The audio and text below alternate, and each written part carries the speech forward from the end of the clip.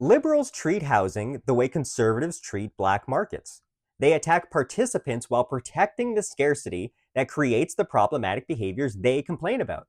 If you ask conservatives, the story of organized crime begins and ends with thugs and addicts instead of starting with prohibition. Likewise, if you were to listen to the average progressive or socialist talk about housing, you would think the story begins and ends with investors and landlords. Yet almost no one wants to discuss why housing became such an attractive investment in the first place. Housing is not expensive because investors magically set prices.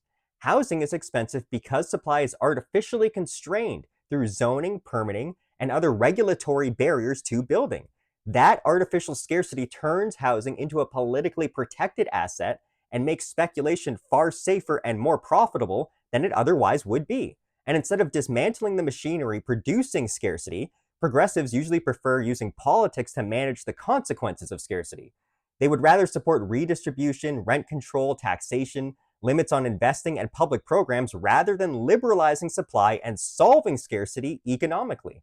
And of course, there is rarely any discussion about the actual coordination problem of the housing market itself. You constantly hear about corporations buying homes, but never about the market's ability to respond to consumers, which, like any market, is the true measure of its health, how free it is. Not to mention how risky it is to rent because of legislation.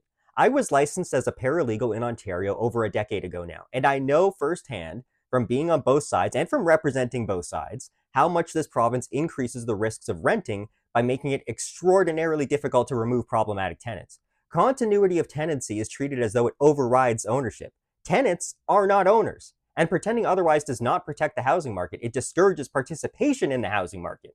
If renting to the wrong tenant can cost a landlord enormous financial losses, months or even years of legal complications, and major personal risk, then many property owners become far more selective about who they rent to or simply stop participating.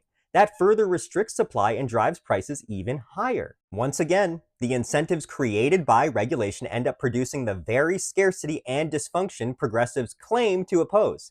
People complain endlessly about politicians and corruption while simultaneously obsessing over political allocation. You can't help but think like politicians, never questioning the legitimacy of limits or redistribution and only ever arguing over who should receive the benefits.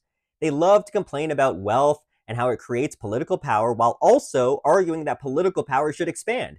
Expanding political power means expanding the prize worth capturing. It means creating even greater incentives to influence regulators and political institutions. In other words, they are making the actual core of the problem worse. Public choice theory makes it clear. If the state possesses enormous discretionary power over economic outcomes, firms will lobby, bureaucracies will expand, interest groups will organize politically, and wealth will naturally flow towards political influence.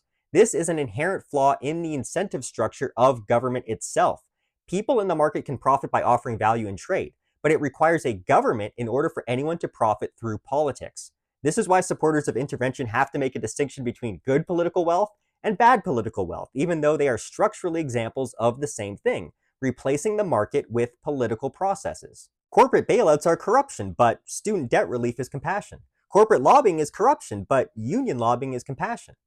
Public-private partnerships are corruption, but outright nationalizing a firm or industry is compassion. Tax loopholes are corruption, but green energy subsidies are compassion.